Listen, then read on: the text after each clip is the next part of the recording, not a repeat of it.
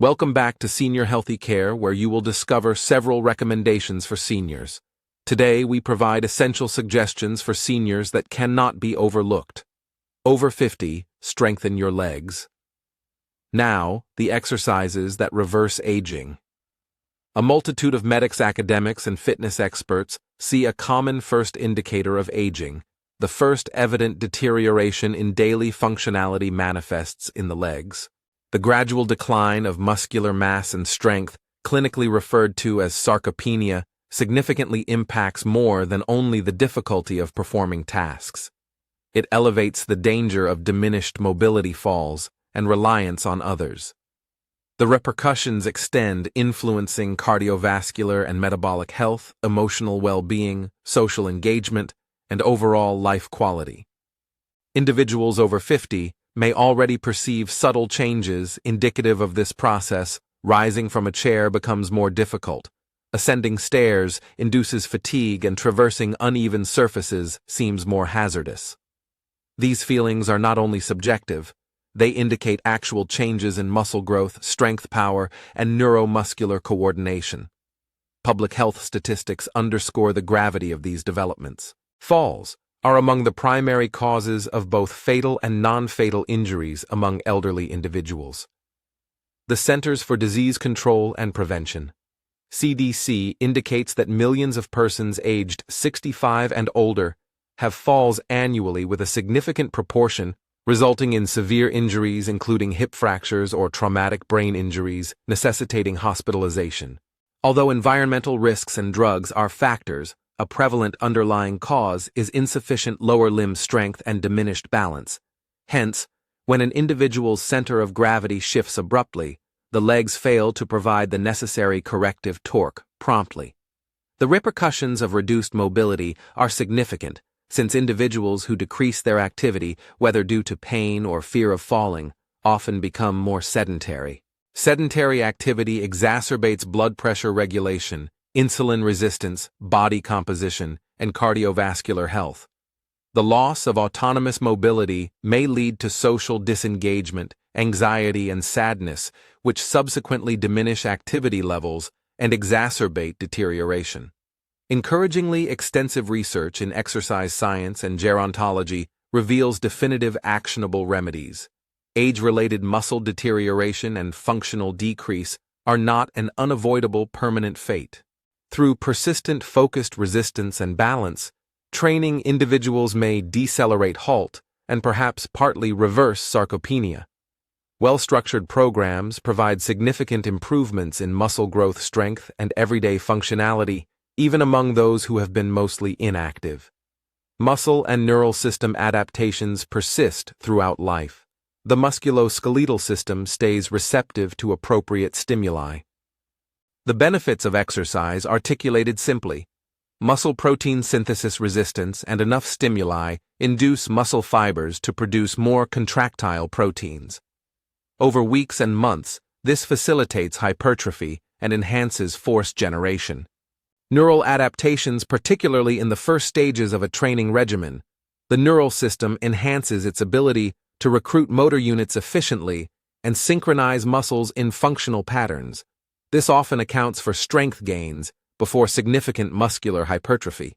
Enhanced joint stability and tendon rigidity, fortifying adjacent muscles, redistributes strain from susceptible tissues and optimizes the efficacy of force transmission across joints. Enhanced balance and proprioception, engaging in single-leg and multiplanar exercises, refines the minor reflexive reflexes that avert falls. Enhancements in power. Accelerated training of concentric moves safely augments the capacity to generate force, rapidly essential for regaining balance after a slip or accident. The 5 lower body exercises listed below are based on these physiological principles and selected to engage the primary muscles that enhance balance, posture, and ambulation. They are low-impact, adaptable to all fitness levels, and concentrate on the muscle areas essential for maintaining independence as we age. For each exercise, I explain its significance, the specific muscles used, the supporting research and logic, detailed instructions, suggested sets and repetitions. beneficial progressions and regressions, frequent errors, and safety considerations. Preliminary instructions prior to commencement. Engage in a 5 to 10 minute warm-up consisting of mild cardiovascular activities such as marching in place, leisurely walking or gently cycling, and mobility exercises targeting the hips, knees, and ankles. Warming up enhances circulation and prepares the neurological system. Frequency: strive for lower body strength training 2 to 3 times weekly, with a minimum of 48 hours between sessions that engage the same muscle groups to facilitate recovery. Intensity. To enhance strength and functional capacity in older individuals, choose a resistance that makes the final repetitions demanding but achievable while maintaining proper form. When first using body weight, concentrate on deliberate controlled movements and extending the duration of strain. Volume: a pragmatic first guideline is 2 to 3 sets of 8 to 15 repetitions, for each exercise contingent upon the objective fewer repetitions, with greater weight for strength, more repetitions for muscular endurance. For power, do shorter, more explosive variations where joints permit and safety can be ensured. Tempo: regulate the eccentric phase by decelerating to 2 to 4 seconds, followed by a controlled ascent. This enhances strength, tendon durability, and movement efficacy. Advance: incrementally augment repetitions, sets, resistance, or step height only when you can execute the existing workload with proper form and without joint discomfort. Integrate balancing and cardiovascular exercises on alternate days. Engaging in walking, swimming, or cycling with targeted strength training has extensive health advantages. Monitor progress: straightforward metrics, such as gait velocity walking 4 meters, the timed up and go tug test, or a 30-second sit-to-stand assessment, are effective for tracking significant changes over weeks and months. When to consult a doctor first: recent joint replacement, hip or knee, or significant orthopedic surgery, acute spinal issues, new onset of severe low back pain, radiating pain in the legs, unstable cardiac circumstances, uncontrolled hypertension, recent myocardial event, significant balance impairments resulting in recurrent falls. A physical therapist or physician may customize and approve a program if you possess one of these.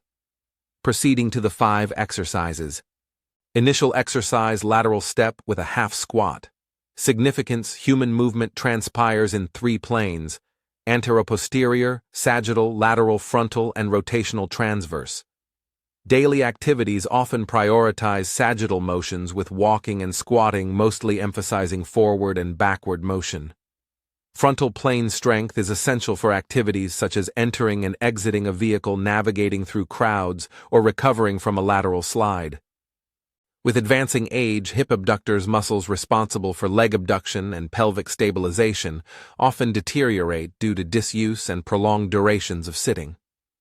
Inadequate hip abductors may compromise gait stability, impose excessive strain on the knee and ankle, and elevate the likelihood of lateral falls. Sideways falls are particularly perilous due to their substantial correlation with hip fractures. Targeted muscles: the gluteus medius and minimus serve as the principal hip abductors and provide pelvic stabilization during unilateral stance. Quadriceps engaged in the partial squat posture to regulate knee extension. Hip adductors facilitate pelvic stability by equilibrating pressures. Core stabilizers preserve trunk alignment during lateral movement. Proof and justification: clinical investigations and balance-oriented fall prevention programs using frontal plane training demonstrate improvements in balance, walking speed, and lower limb strength.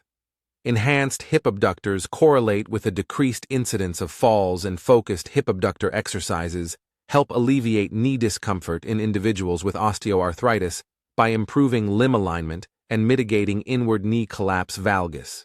Frontal plane training is applicable to real-world activities since a significant portion of our instinctive corrective stepping includes lateral movements.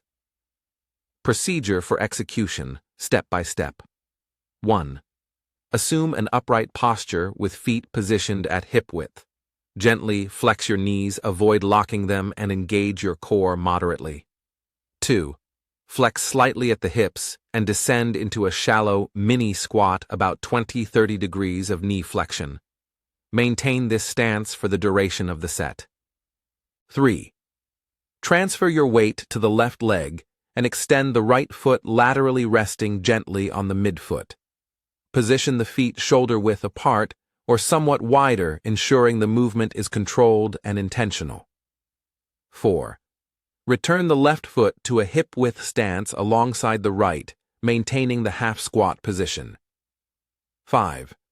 Proceed to walk laterally for 5 to 8 steps, then reverse and return to the starting position, or execute a designated number of steps in either direction. 6. Inhale to prepare, exhale while stepping. Proposed first procedure. Perform 2 to 3 sets of 8 to 10 steps in each direction, with 30 to 60 seconds of rest between sets. Advance by including more steps, increasing squat depth, if joint tolerance permits, or using a resistance band positioned around the thighs slightly above the knees. Alterations and advancements. Regression. If the half squat is painful, execute lateral steps while maintaining an upright posture using a chair or wall for support as necessary. To address balance deficits, execute the action next to a railing or countertop, maintaining a gentle grip on it. Progression using a resistance band around the thighs elevates the strain on the hip abductors. Enhance the squat depth or reduce the speed to prolong time under stress. To increase difficulty, include a lateral bounding step. Little hop after strength and balance are established. Frequent errors and instructional prompts. Refrain from inclining the body laterally to cheat. The step, maintain an elevated chest. Prevent the knees from collapsing inward during the step. Ensure they align over the toes. Land gently. A sudden stomping pattern diminishes the advantages of neuromuscular control. Security. Consult a doctor before proceeding if you have advanced knee osteoarthritis, a recent hip or knee replacement, or vestibular disorders. Maintain a steady surface in proximity while mastering the maneuver. Second exercise, quadrupedal hip extension, donkey kicks, significance. The posterior chain, including the gluteus maximus hamstrings and spinal extensors, facilitates posture ambulation and strength. As individuals age and remain inactive, the gluteal muscles may become underactive, a phenomenon referred to as gluteal amnesia. When the glutes fail to function optimally, the hamstrings and lumbar extensors may overcompensate, leading to persistent low back discomfort, suboptimal posture, and inefficient gait. The quadruped hip extension targets and fortifies the gluteus maximus, aiding in the restoration of correct movement patterns and safeguarding the spine. Targeted muscles. Gluteus maximus, primary mover for hip extension. Hamstrings facilitate hip extension and regulate knee alignment. Core stabilizers, transverse abdominis, multifidus, maintain a neutral spine throughout the exercise. Proof and justification. The research on physical therapy associates diminished gluteus maximus function with low back pain and compromised gait mechanics. Fortifying the gluteal muscles redistributes stress across the pelvis and lumbar spine, hence reducing shear and compressive stresses on intervertebral discs. Gait studies indicate that diminished hip extension power correlates with shorter step length and decreased walking speed. Enhancing hip extensor strength fosters a more robust and stable walking pattern. Procedure for execution, step-by-step 1. Assume a quadrupedal position on a mat, wrists aligned underneath shoulders, knees positioned beneath hips, and maintain a neutral spine. 2. Gently activate the abdominal muscles to prevent lumbar drooping. 3. Maintain the right knee at a 90-degree angle while elevating the right foot posteriorly by contracting the right glute, envisioning the heel directed towards the sky. 4. Elevate until the thigh is almost parallel to the ground. Stop for 1 to 2 seconds, then contract the glute. Avoid excessive arching of the lower back. 5. Gradually and deliberately lower the leg, ensuring the knee does not impact the floor between repetitions. 6. Perform complete repetitions on one side before transitioning to the other side. Exhale during the ascent, inhale during the descent. Proposed first procedure: 2 sets of 10 to 12 repetitions for each leg. Advance to 3 sets of 12 to 15 repetitions as strength increases. Alterations and advancements. Regression: do standing hip extensions or prone bridges with leg lifts if the quadruped position is painful. Wrist problems: execute tasks using forearms rather than hands to alleviate wrist strain. Progression: include a little ankle weight, encircle a resistance band around the arch, and secure it underneath the contralateral knee, or extend the pause at the apex to enhance time under stress. To enhance functional carryover, execute a floor-based glute bridge variant that progresses to single-leg bridges. Frequent errors and instructional prompts. Refrain from elevating the hip or twisting the pelvis. Maintain a level pelvis. The motion must originate from the hip joint rather than the lumbar spine. Instruct to contract the glutes and maintain abdominal tension. Maintain alignment of the neck with the spine. Avoid elevating the head. Security. Individuals with acute spinal issues such as herniated discs or stenosis should seek consultation with a doctor first. If you have acute discomfort or neurological signs, cease activity and see a professional. Third exercise: standing hip abduction, lateral leg elevation. Significance: maintaining balance. When walking, relies on continual minor modifications that ensure the center of mass remains aligned with the base of support. The gluteus medius is pivotal in this process. It stabilizes the pelvis during unilateral stance, which occurs with each stride. Inadequate strength in this area leads to equilibrium issues and lateral falls. The standing hip abduction exercise effectively enhances the endurance and strength of stabilizing muscles. Targeted muscles: gluteus medius primary hip abductor, inhibits contralateral pelvic descent. Tensor fasciae latae, TFL facilitates abduction. Core and stance leg stabilizers: the muscles of the supporting leg engage isometrically to maintain equilibrium. Proof and justification. Clinical and longitudinal studies associate hip abductor weakness with an increased risk of falls. Programs including hip abduction training enhance both static and dynamic balance assessments and augment confidence in mobility. This activity compels the body to maintain single-leg balance while generating lateral force, so it directly trains both strength and the requisite control systems for daily activities. Procedure: Step-by-step 1. Position yourself next to a robust chair countertop or wall. Rest one hand gently onto it for stability. 2. Redistribute weight onto the supporting leg, maintaining a little flex in that knee. 3. Maintain the moving leg in a straight position, not rigid, and elevate it laterally, commencing at the hip. 4. Elevate to a comfortable angle, often not exceeding 45 degrees, emphasizing the contraction of the outer hip rather than achieving elevation. 5. Pause for 1 second at the apex, then descend gradually without allowing the foot to completely rest on the floor if feasible. 6.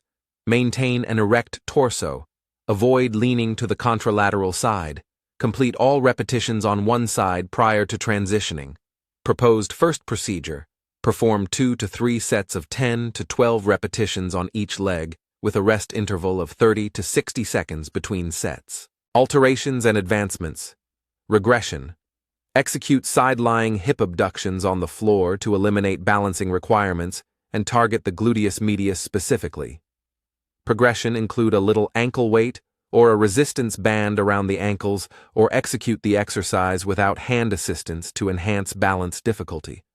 For advanced balancing exercises, temporarily shut your eyes at the peak of the action, provided you feel comfortable and are in a secure environment. Frequent errors and instructional prompts. Avoid elevating the hip or rolling forward. Maintain a level pelvis and a neutral torso. Refrain from using momentum, elevate and descend gradually. Emphasize lead with the outer hip instead of kick the foot. Security: Individuals with hip bursitis or recent hip surgery should seek guidance from their healthcare professional and may need interim modifications. Maintain pain-free motions and cease activity if acute pain occurs. Fourth exercise, step-ups. Significance. Step-ups exactly replicate the action of ascending stairs, a job crucial for maintaining independence. They also illustrate the act of stepping onto a curb or entering a vehicle while training coordinated multi-joint action. A difficulty with a regulated step-up serves as an early sign of diminishing functional ability. Step-ups, because of their adjustable height and resistance, are optimal for enhancing strength, balance, and functional power. Highlighted muscles: quadriceps knee extension during climb. Gluteus maximus facilitates hip extension to propel the upward phase. Hamstrings facilitate hip extension and provide knee stabilization. Calf muscles: stability of the ankle and the concluding exertion. Core sustains an erect torso and regulates stability. Proof and justification. Step-based training is a prevalent element of fall prevention programs. Research indicates that stepping and step-up exercises enhance strength and neuromuscular control. Some experiments have shown that home-based regimens, including stepping, resulted in significant decreases in fall rates. The advantages arise from enhanced muscular strength and superior coordination. Rehearsing the pushing motion through a step constitutes direct brain conditioning for stair traversal. Procedure: Step-by-step 1. Utilize a solid, non-slip step or platform. A step height of 8 to 12 inches is suitable for most individuals. Novices may begin with a height of 4 to 6 inches. 2. Position yourself in front of the step with feet aligned at hip width, maintaining a neutral spine and elevated chest. 3. Position the whole right foot in the middle of the step to provide heel support. 4. Propel through the right heel to extend the right leg and elevate your body. The left foot may ascend to align with the right for a step-up, or stay elevated to emphasize single-leg dominance. 5. Descend the left foot with control followed by the right foot, therefore completing 1 repetition. 6. Fulfill the specified repetitions on one leg prior to transitioning. Exhale during the rise, inhale during the regulated fall. Proposed first procedure: 2 to 3 sets of 8 to 10 repetitions for each leg, with a rest interval of 60 to 90 seconds between sets. Alterations and advancements. Regression: use a reduced step height 4 to 6 inches and grasp a railing or wall for stability. First step up to a curb. Progression: incrementally elevate step height. Use light dumbbells. Prioritize slower eccentric lowering to augment strength and tendon conditioning. Upon achieving safety, advance to accelerated power-focused step-ups with the objective of ascending more rapidly without leaping to develop explosive strength for recovery mechanisms. To augment difficulty without elevating step height, halt at the apex for 2 to 3 seconds or execute the action with the following foot suspended rather than stepping up to align with the lead foot. Frequent errors and instructional prompts. Prevent the knee from collapsing inward, ensure it aligns with the toes. Avoid excessive forward lean of the torso. Maintain an elevated chest and a neutral spine. Allow the lead leg to do the majority of the effort. Refrain from pulling with the trailing leg. Security. Individuals with severe knee discomfort, advanced arthritis, or substantial balance issues should start with a modest step and solid assistance. After a joint replacement, get doctor approval and adhere to any mobility limitations prescribed by your surgical team. Fifth exercise: standing hip extension, standing kickbacks. Significance. An effective walking pattern depends on synchronized hip extension during push-off. Numerous elderly folks exhibit quad dominance excessively, using the front thigh muscles while disregarding the posterior chain. This disparity may lead to knee discomfort and an ineffective gait. The standing hip extension exercise targets the hip extensors in a functional position, enhancing stride, length, walking speed, and stability during push-off. Highlighted muscles: gluteus maximus, principal extensor of the hip. hamstrings, synergistic muscles in hip extension. Erector spinae isometrically support the spine while posture remains uncompromised. Stance leg stabilizers, the supporting gluteus medius and other muscles prevent collapse during single leg balance. Proof and justification studies indicate diminished activation of the gluteus maximus during push-off in older people. Clinicians use standing hip extension to enhance activation and neural drive in these muscles, hence improving gait mechanics and decreasing the chance of tripping. This exercise performed with balanced demands develops both strength and unilateral control. Procedure, step by step. 1. Maintain an upright posture while standing behind a robust chair or facing a wall, placing your hands gently on it for support. 2. Activate your core and shift your weight onto the left leg, maintaining a small flexion in the knee. 3. Maintain a soft knee in the right leg while extending it posteriorly by engaging the right glute. Ensure the movement originates from the hip rather than the lower back. 4. Elevate just to a manageable range. A little controlled motion accompanied by a firm contraction is more beneficial than an exaggerated kick that compromises spinal alignment. 5.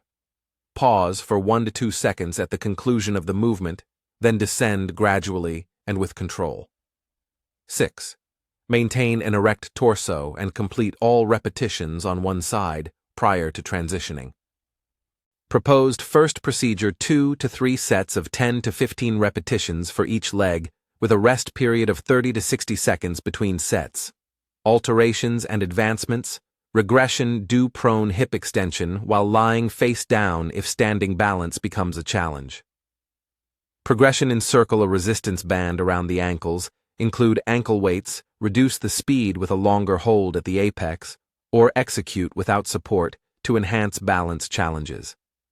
In power training, accelerate the concentric phase after achieving strength and control. Frequent errors and instructional prompts. Avoid arching the lumbar region prompt, withdraw the navel towards the spine, and initiate movement from the hip. Refrain from using momentum or swinging the leg.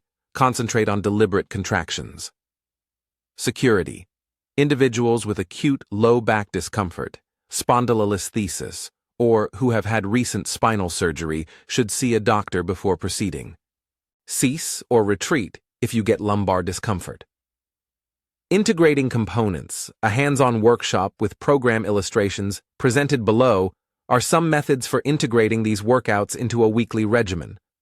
Modify sets, repetitions, and progressions according to individual capability and any medical limitations. The objective is consistency and incremental overload. Little consistent enhancements accumulate over time. Introductory program: return to function. Frequency 2. Non-consecutive days per week, e.g., Monday, Thursday for strength training. Brief walks or balancing exercises on alternate days. Warm-up: 5 to 10 minutes of light walking and mobility exercises for the hips, knees, and ankles. Session 1. Lateral steps with a partial squat. 2 sets of 6 to 8 steps per side. 2. Quadrupedal hip extensions. 2 sets of 8 to 10 repetitions per leg. 3. Standing hip abduction with support. 2 sets of 8 to 10 repetitions per leg. 4. Step-ups, low step controlled, 2 sets of 6 to 8 repetitions per leg. 5. Standing hip extension, 2 sets of 8 to 10 repetitions per leg. Cool down, mild calf and hip stretches, respiration exercises, and 2-3 minutes of leisurely strolling. Intermediate program for enhancing strength and balance. Frequency: engage in strength training 2 to 3 times weekly, including 2 to 3 brief sessions focusing on balance and 2 to 3 cardiovascular workouts each week. Session 1. Perform lateral steps with a resistance band, 3 sets of 8 to 12 steps on each side. 2. Quadruped donkey kicks with light ankle weights, 3 sets of 10 to 12 repetitions per leg. 3. Unassisted standing hip abduction, 3 sets of 10 to 12 repetitions per leg. 4. Step-ups, 8 to 12 inches, single leg focus, 3 sets of 8 to 10 repetitions per leg. 5. standing hip extension with resistance band 3 sets of 12 to 15 repetitions per leg. Incorporate single leg balancing progression, 30 to 60 seconds, and dynamic balance exercises, controlled tandem walking between sets if feasible. Enhanced alternatives and periodization. Utilize training chunks of 8 to 12 weeks. Incrementally increase load weight, band tension, step height every 2 to 4 weeks as tolerated. Incorporate a deload week every 6 to 8 weeks, with lower volume to facilitate recuperation. To emphasize strength, do lower repetitions, 6 to 8 with increased resistance. For endurance, increased repetitions, 12 to 20 with reduced resistance. For power, 3 to 5 sets of 3 to 6 rapid controlled concentric motions with complete recovery. Integrate exercises into circuits for effective workouts while allowing sufficient recovery during high-intensity intervals. Timeline for advancement and objectives. Enhancements in neural function and coordination often manifest between 2 and 6 weeks. Noticeable strength and functional improvements, including enhanced stair climbing and better sit-to-stand performance, often need 6 to 12 weeks of regular effort. Hypertrophy and quantifiable muscle mass enhancements may need 8 to 16 weeks or more, in conjunction with sufficient protein consumption and comprehensive nutrition. Assessment of enhancements. Employ objective, straightforward assessments every 4 to 8 weeks. Gait speed, a standard 4-meter walk at a normal pace. Speeds below around 0.8 ms correlate with an increased risk of negative outcomes, whilst enhancements of 0.1 ms are deemed significant. Timed up and go. Tug up from a chair, traverse 3 meters, return and sit. Durations beyond about 12 to 13.5 seconds indicate an elevated risk of falls.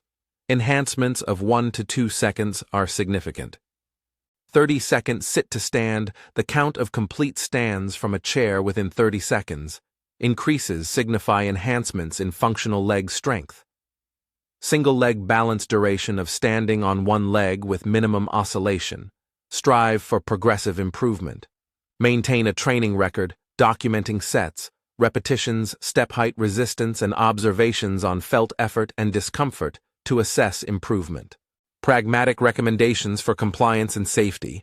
Optimize the routine, establish sessions at regular intervals, define achievable short-term objectives, and choose enjoyable exercises to enhance long-term commitment. Environment: train on a steady non-slip surface while wearing supportive footwear. A chair countertop or wall should be accessible for support as necessary. Distinguishing pain from soreness, mild to moderate muscular discomfort is typical at initiation. However, severe joint pain, numbness, tingling, or escalating swelling are warning signs. Cease activity and seek medical advice. Hydration and nutrition. Distributing protein intake throughout the day facilitates muscle recovery. Strive to include a protein source in each meal when feasible. Consult your doctor or nutritionist about protein goals if you have renal illness or other dietary limitations. Sufficient sleep facilitates healing and adaptation. Strive for consistent sleep patterns.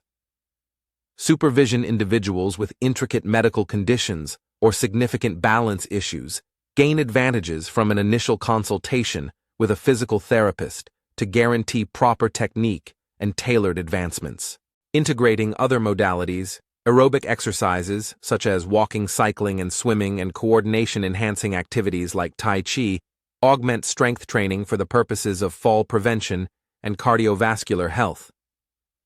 Minor behavioral modifications accumulate: use the stairs, when feasible remain standing throughout commercial breaks, or park at a greater distance to enhance incidental movement.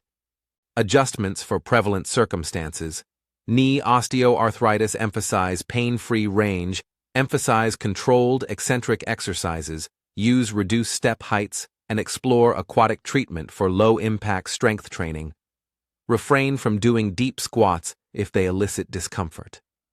Following hip replacement, adhere to the surgeon's instructions about range of motion and weight-bearing limitations throughout the early recovery phase. Systematically reintegrate hip abductions and extensions as permitted, often with the supervision of a physical therapist. Osteoporosis, refrain from high-impact leaping and hazardous motions that include spinal flexion and rotation. Prioritize deliberate, regulated strength training and include balancing exercises to mitigate fall risk. Balance disorders start with supported variance and practice weight shifting and single-leg stance next to a stable surface. Advance by diminishing support and including cognitive activities, dual-task training when safe. Cardiovascular constraints, if diagnosed with heart disease or experiencing chest discomfort, get medical clearance, monitor exertion levels, e.g., Borg scale, and refrain from abrupt high-intensity activities until authorized. When to seek expert assistance: persistent falls or near falls despite physical activity, emergence or exacerbation of neurological symptoms, paresthesia, abrupt muscular weakness, chronic joint discomfort that restricts everyday activities. A physical therapist may do a targeted evaluation and customize workouts, whilst an exercise physiologist or qualified teacher can safely advance the load. For individuals with various chronic diseases, it is advisable to pursue coordinated treatment among your physician, physical therapist, and a certified trainer. Diagnosing prevalent obstacles: I lack time. 2 sessions per week of 20 to 30 minutes might provide significant advantages. Consistent shorter sessions outperform uncommon longer ones.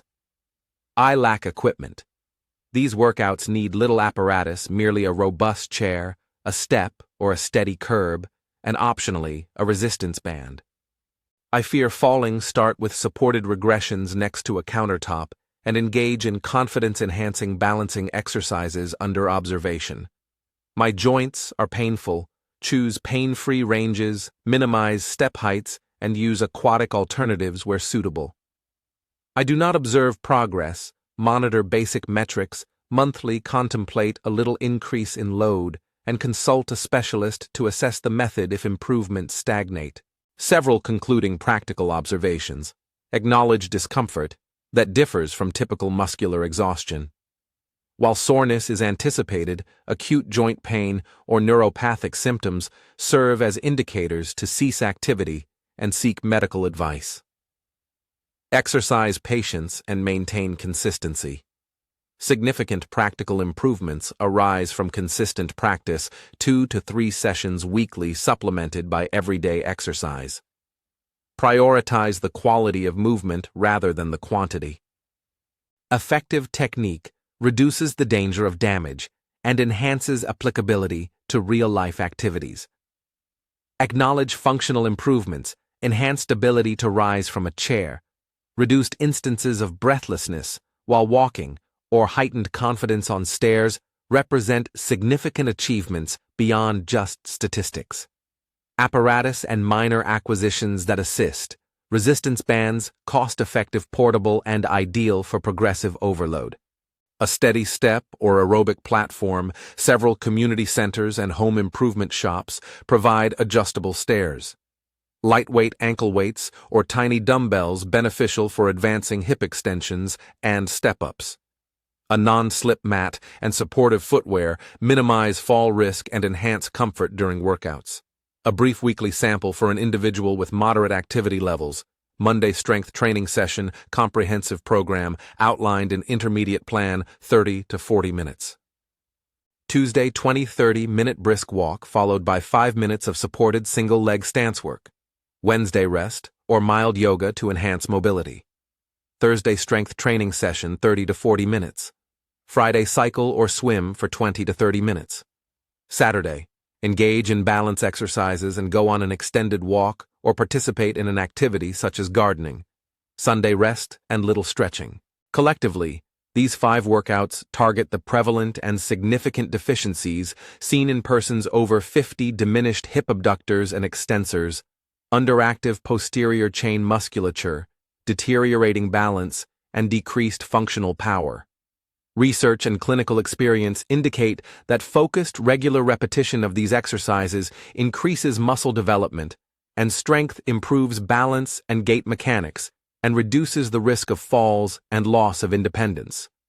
Through deliberate advancement, A focus on safety and a measure of patience, individuals over 50 may restore significant functional capabilities and enhance general health and self-assurance in everyday activities.